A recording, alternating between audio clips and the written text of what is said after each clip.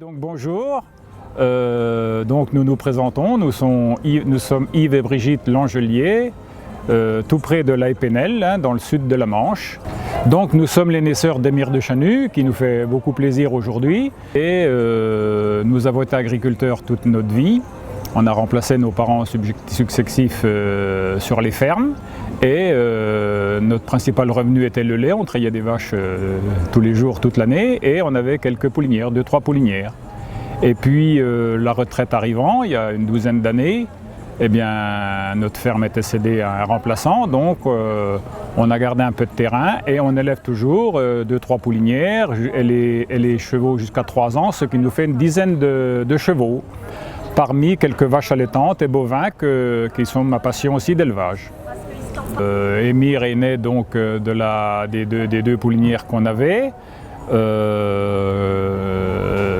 Nous avons eu cette souche, on a beaucoup d'émotions d'abord pour quand Émir a gagné, puisque le départ de la souche maternelle, c'est-à-dire Danaé du Ménil, qui est la sœur utérine de Baladine du Ménil, ce sont mes beaux-frères, les frères de Brigitte, qui nous ont mis l'origine dans les mains, parce que malheureusement, ils sont décédés tous les deux d'une longue maladie à l'âge de 33 et 44 ans. Donc on a une pensée très émue pour eux, et mes beaux-parents.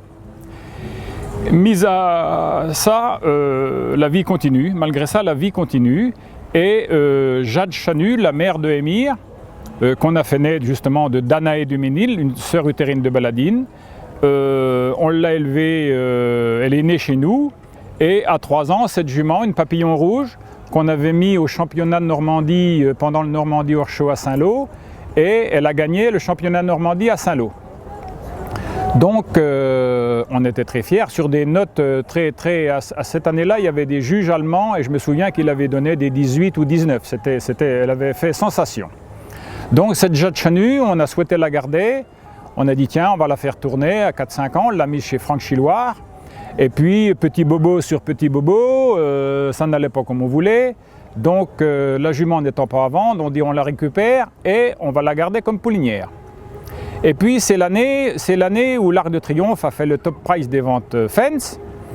Et mon voisin et ami Raphaël Dulin, il me dit ta jument tu devrais mettre à l'Arc parce que les premières générations, tu vas voir, ça va se vendre et tout et tout. Bon, on l'a fait inséminer à l'Arc.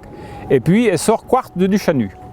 Donc Quartz du Chanu qui a eu beaucoup de misère à démarrer aussi, mais bon, ça, dur dans la santé.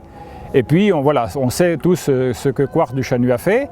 Donc vu le résultat, je l'ai remenée à l'Arc et elle m'a donné 2 propres sœurs de Quartz que j'ai poulinières, dont une poulinière et l'autre qui a été vendue à 5 ans.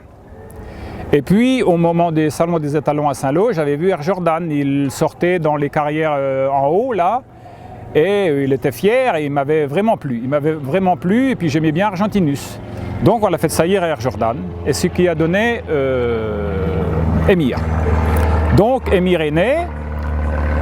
Et j'ai bien vu que dès qu'il s'est mis sur ses 4 pattes, il dégageait quelque chose de plus que les autres. Il avait une présence fait en montant, étendue.